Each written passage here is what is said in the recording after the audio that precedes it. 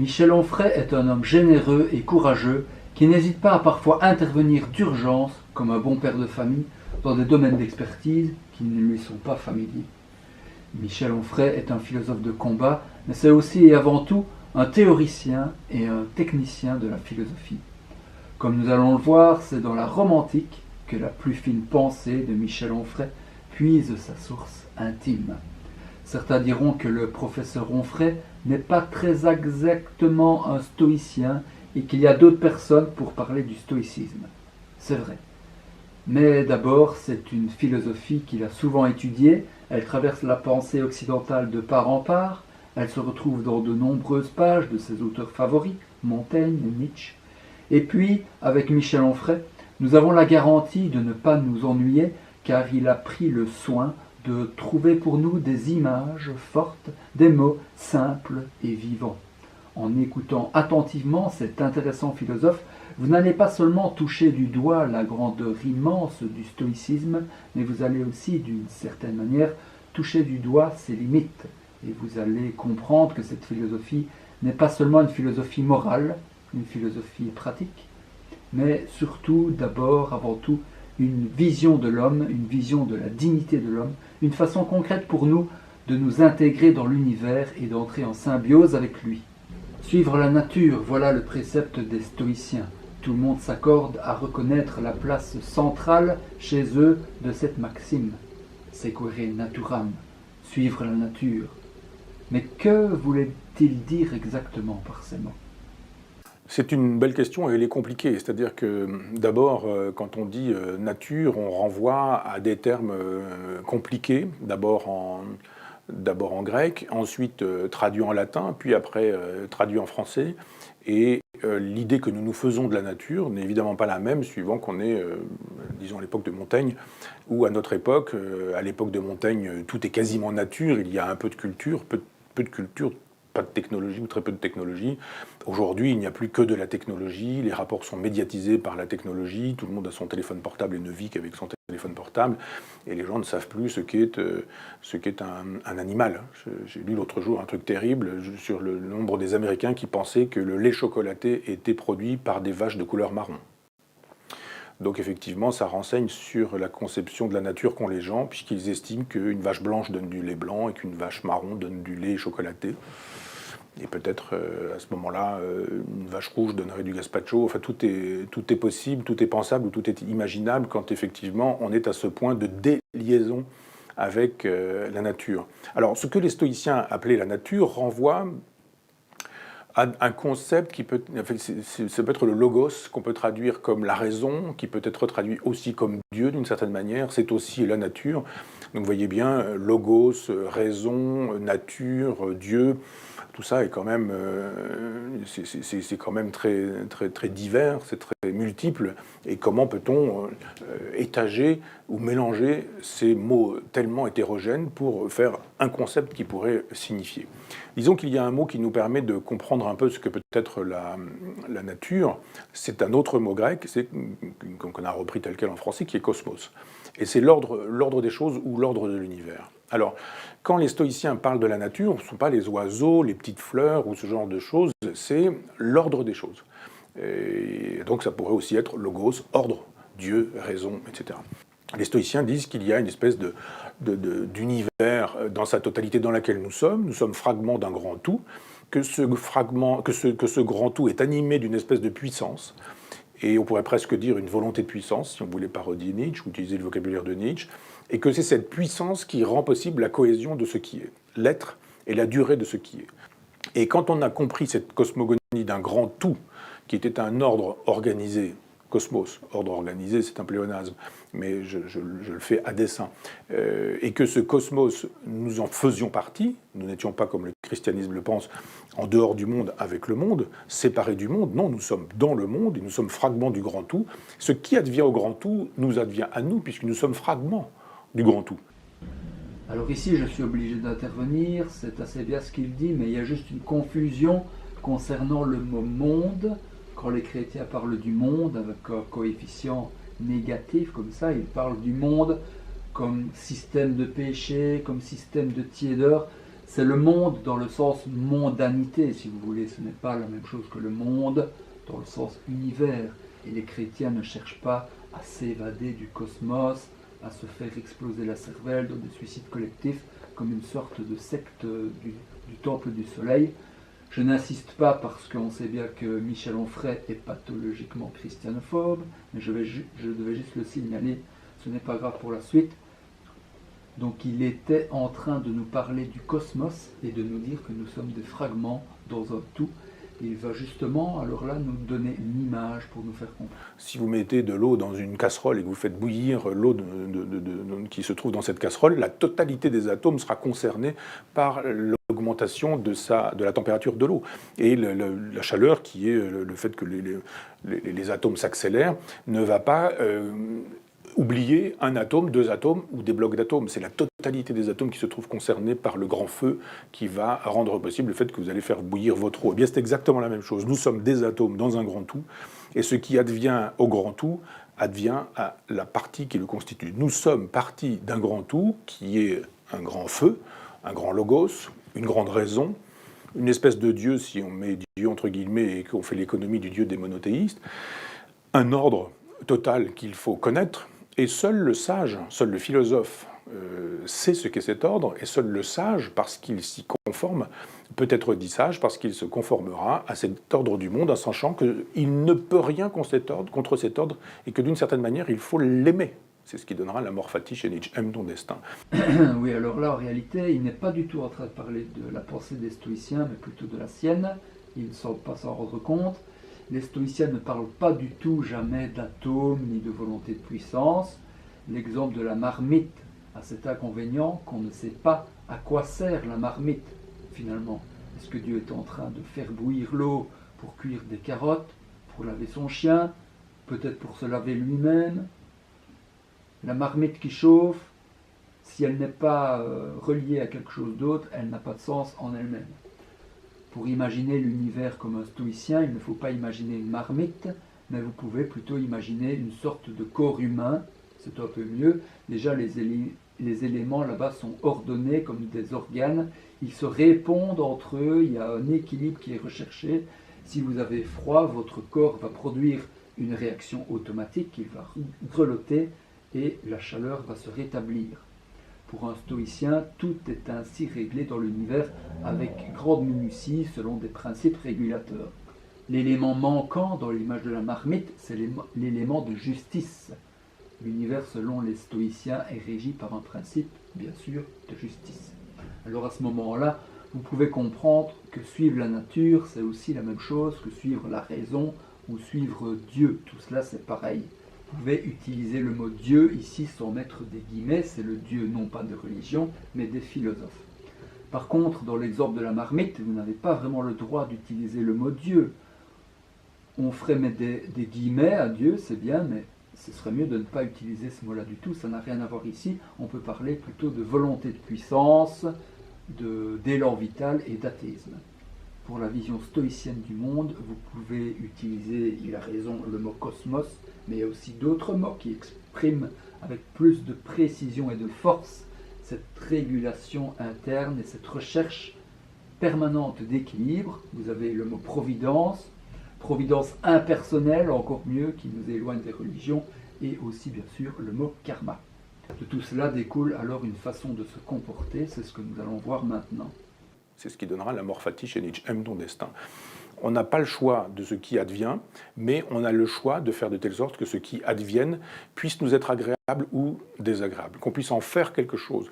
C'est ce que les stoïciens donc appellent obéir à la nature, c'est-à-dire se soumettre à ce à quoi on ne peut pas éviter de se soumettre, et puis faire fonctionner sa volonté sur ce sur quoi nous pouvons agir, c'est-à-dire sur ce que les stoïciens appelaient la représentation. Il n'y a pas d'objectivité de la douleur, il n'y a qu'une subjectivité. Personne d'intelligent n'a jamais dit ça. Il n'y a pas d'objectivité de la douleur, il n'y a qu'une subjectivité. Autrement dit, quand vous avez mal aux dents, eh bien, c'est parce que vous voulez avoir mal aux dents de cette manière-là, parce que si vous voulez avoir moins mal aux dents, eh bien, vous pourriez avoir moins mal aux dents. ça a ses limites, les dentistes vous le diront. Et vous-même, si vous avez pratiqué le chirurgien dentiste, qui ne vous anesthésie pas quand il est en train de toucher à votre propre nerf. Il y a des limites à la philosophie stoïcienne, mais c'est aussi une limite qu'il faut replacer dans une époque. La souffrance n'est pas du tout pensable comme chez nous aujourd'hui. Nous avons... Alors là, il faut encore l'arrêter parce qu'il est en train de partir à nouveau dans un grand délire. Il va parler d'un fermier en Normandie qui était soi-disant insensible à la douleur. Pourquoi a-t-il besoin de partir dans un tel délire? C'est parce qu'il ne comprend pas l'idée de base. L'idée de base du stoïcisme sur la douleur, ce n'est évidemment pas que la douleur objective peut disparaître à force de méditation, ni même qu'elle peut être atténuée. Non, c'est la douleur subjective qui peut disparaître, et qui peut même disparaître au point de changer de signe et de se transformer en plaisir. C'est une simple affirmation de bon sens. Vous pouvez imaginer à nouveau l'enfant chez le dentiste. C'est une bonne idée. Alors au début, il pleure, il dit « Maman, maman, je ne veux pas y aller ». Et puis il se rend compte que ça ne sert à rien d'y aller.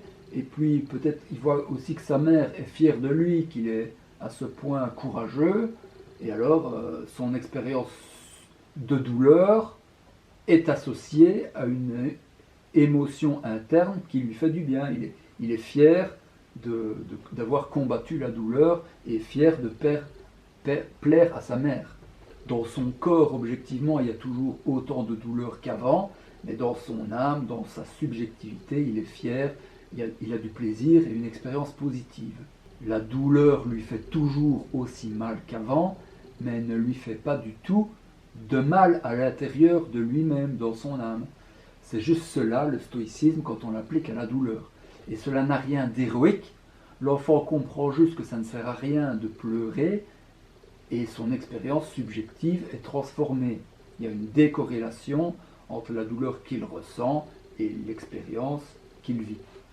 Le stoïcisme est enseigné aux athlètes, aux militaires. Ce n'est pas du tout une philosophie impraticable, mais Michel Onfray serait incapable de l'enseigner parce qu'il ne la comprend pas. C'est ici tout ce que Michel Onfray trouve à dire sur l'obéissance à la nature pour les stoïciens. Déjà, il n'a parlé que du rapport à la douleur, mais c'est beaucoup plus vaste que ça.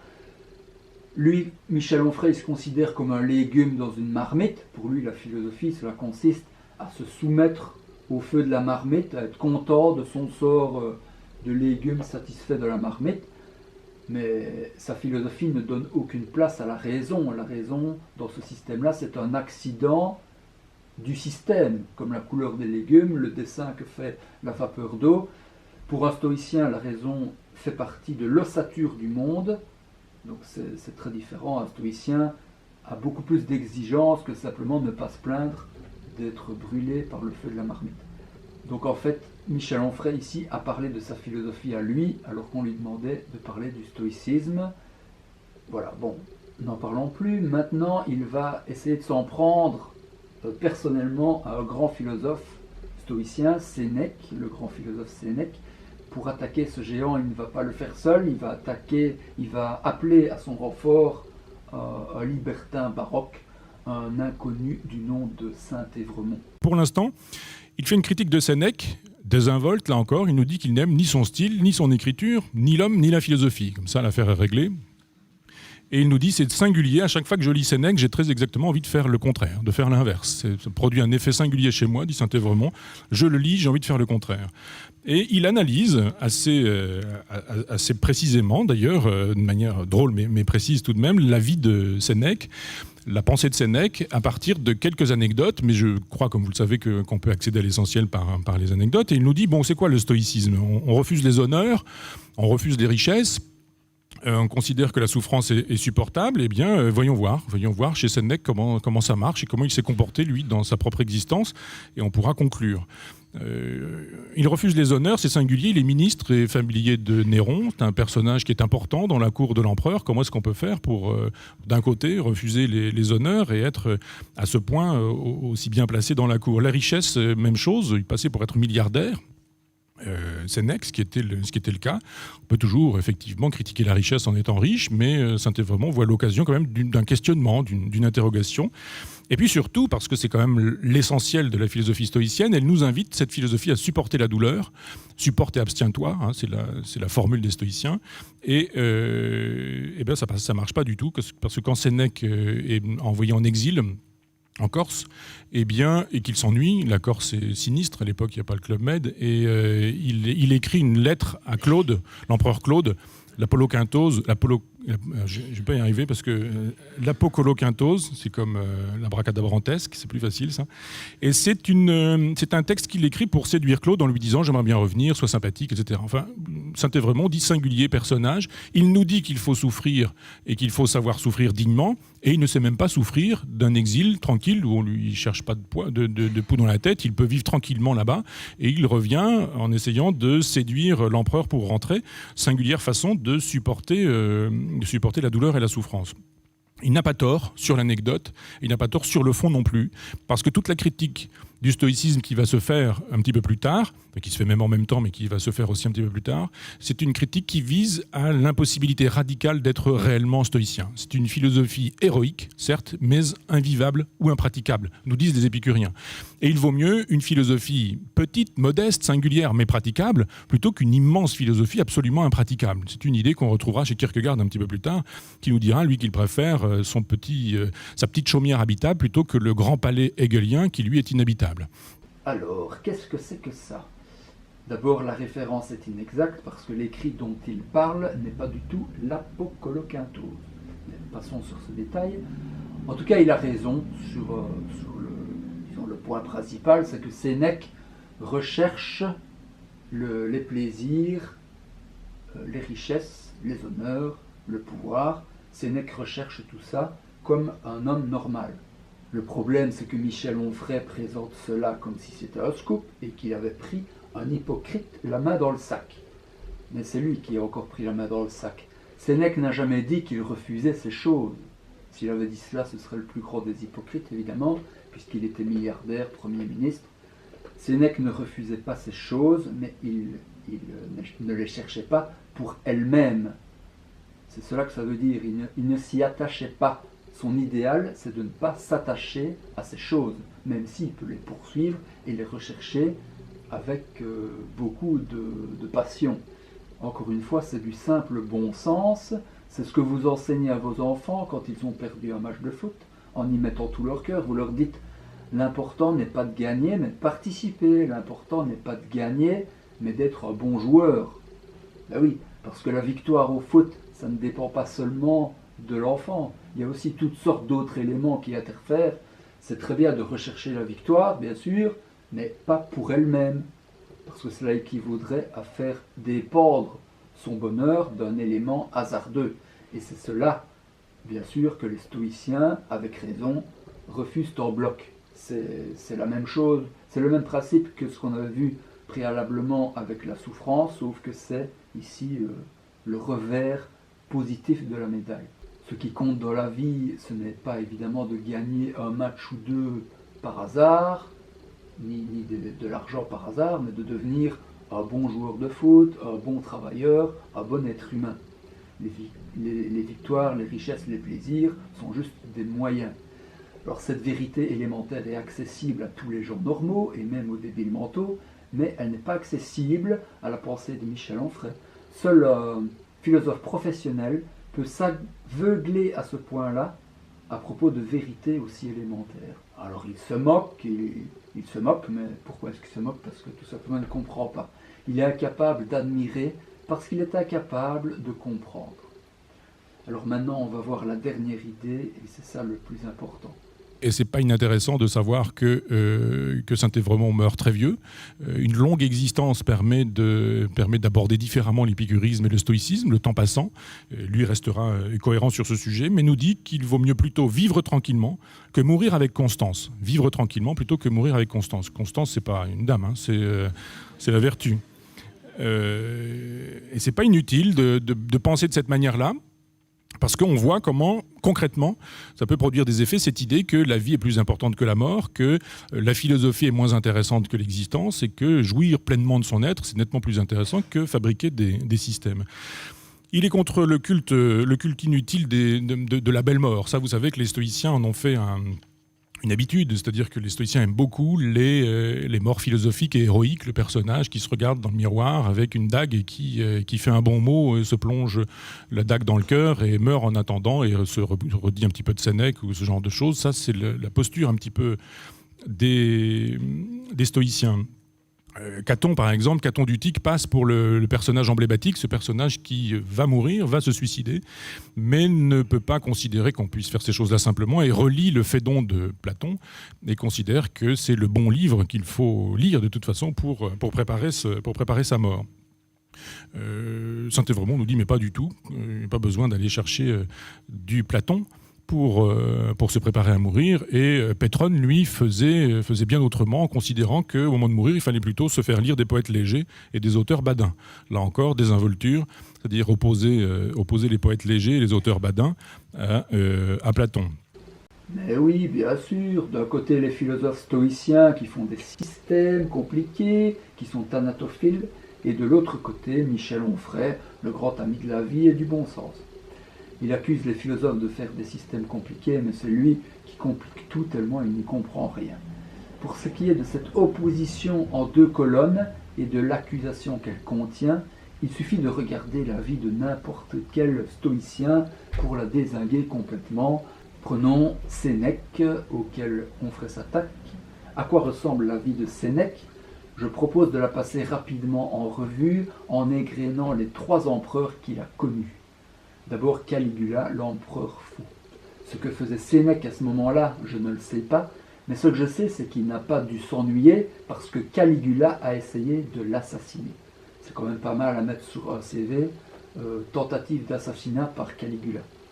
Ensuite, sous le règne de Claude, l'empereur imbécile qui avait cette réputation, Sénèque est contraint à l'exil. C'est vrai qu'il n'appréciait pas cette situation, qu'il a cherché à la changer, mais il en a quand même profité pour écrire des textes de qualité qui sont encore étudiés, traduits et commentés 2000 ans plus tard.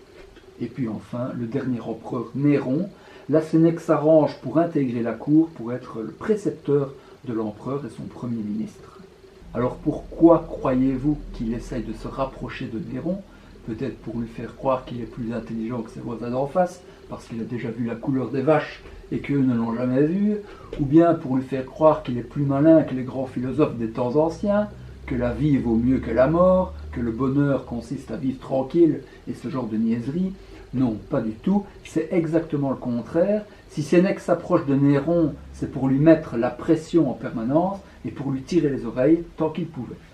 La preuve qu'il a tiré les oreilles de Néron en permanence, c'est qu'il en est mort, tout simplement, assassiné par son ancien élève, l'a forcé au suicide. Une mort glorieuse, avant de mourir, il s'est ouvert les veines dans son bain et il a éclaboussé ses serviteurs en disant « Faisons une libation pour Jupiter ». Parce que quand les stoïciens pensent à la mort, ce n'est pas pour échapper à la vie, comme croit cet imbécile d'Onfray, mais c'est pour se plonger plus profondément en elle. Alors à quoi ressemblera à côté de ça la mort de Michel Onfray ? On peut l'imaginer lui aussi dans sa baignoire, lui dont la philosophie consiste à vivre tranquille dans une sorte de marmite à pression. Après avoir passé sa vie à maudire et calomnier les plus grands philosophes du passé parce qu'il n'y a rien compris lui-même, il pourra lire dans sa baignoire tous les livres badins qu'il voudra pour atténuer sa douleur objective, mais rien ne lui fera échapper à la tristesse et à l'absurdité de son lamentable état. Qui est celui qui ose ainsi dénigrer les stoïciens en disant que la vie vaut mieux que la mort ? Mais de quel côté est-elle la mort ? De quel côté la vie ? Qui est celui des deux qui jouit pleinement de son être ? Qui est celui des deux qui fabrique des systèmes inhabitables ? Par un singulier effet de cette homéostasie cosmique que certains appellent la providence, Michel Onfray a pris le temps d'apprendre par cœur, avec précision, un mot dont il ne comprenait absolument pas le sens, l'apocoloquintose. Pour comprendre ce mot, il faut penser à une citrouille et à une coloquinte. Apocoloquintose. Cela raconte la mort de Claude qui monte au ciel pendant son enterrement. Sur terre, il y a de grandes festivités car tout le monde est soulagé d'être débarrassé de cet oppresseur. Et Claude arrive au ciel croyant y être divinisé, mais finalement, il se fait changer en citrouille. Quand j'ai essayé de trouver la signification de ce lapsus, j'ai d'abord pensé que l'inconscient de Michel Onfray lançait un appel au secours et qu'il pointait vers sa propre mort à lui. Bien sûr, soyons honnêtes, à la mort de Michel Onfray, il y aura vraiment de quoi se réjouir de voir une telle catastrophe ambulante mise hors d'état de nuire. Mais cette affirmation en a alors appelé une autre, et j'ai été obligé de marquer un temps d'arrêt. Parce qu'à l'évidence, à la mort de Michel Onfray, il y aura aussi une partie du peuple qui ne rira pas. C'est que l'œuvre de Michel Onfray, toute absurde qu'elle est, comporte aussi une dimension héroïque qui n'est pas à négliger. Il faut voir dans l'œuvre d'Onfray la bassesse d'un parasite et d'un usurpateur, c'est vrai, mais sa vie ne se résume pas à cela. Je vois aussi dans son œuvre une certaine grandeur, la grandeur de celui qui a osé s'en prendre à Sénèque. L'apocoloquintose m'a aidé à comprendre la difficile position dans laquelle se trouvait Néron. L'empereur qui a assassiné Sénèque n'était pas un saint, évidemment, mais il n'était pas un mauvais empereur non plus. Les historiens le reconnaissent maintenant. C'était un homme sensible, un poète au talent reconnu. Quand Néron est mort à l'âge de 31 ans, le peuple a pleuré. La charge de Michel Onfray contre les stoïciens a une certaine grandeur si on la compare au meurtre de Sénèque par Néron. Comme Néron, Michel Onfray a senti un grand talent en lui et aussi un lourd poids porté sur ses propres épaules. Il a acquis une mauvaise réputation, celle d'être cruel, celle de prendre des boucs émissaires. On a dit qu'il se prenait pour le centre du monde, qu'il donnait libre cours dans sa maison dorée à tous ses délires. Oui, mais s'il a fait ça, ce n'est pas par pur caprice personnel, mais parce que sa position privilégiée dans l'appareil médiatique et impérial lui donnait le sentiment d'être investi d'une grande mission. Il croyait que par lui, le peuple auquel il se sentait lié allait entrer dans une nouvelle ère de prospérité et de bonheur. Malgré les critiques et malgré les obstacles, il a continué à avancer héroïquement, droit devant lui, confiant dans son rôle de sauveur et de libérateur. S'il avait des tensions avec le stoïcisme, s'il a répudié cette philosophie de façon un peu cavalière, on peut dire que c'est parce que son talent et sa position le rendaient connecté au peuple d'une façon spéciale. Michel Onfray a compris ce que beaucoup de philosophes et beaucoup de politiciens n'ont pas compris, que le peuple en ces temps difficiles n'avait pas tellement besoin de concepts, de rigueur, de calculs, de longues démonstrations, mais qu'il avait surtout besoin d'être enveloppé par une voix aimante, bercé par un ton chaleureux et amusé par un rythme espiègle. Il avait compris que dans ces temps difficiles, le principal besoin frustré de ce peuple n'était pas tellement d'écouter un philosophe, mais d'admirer un artiste.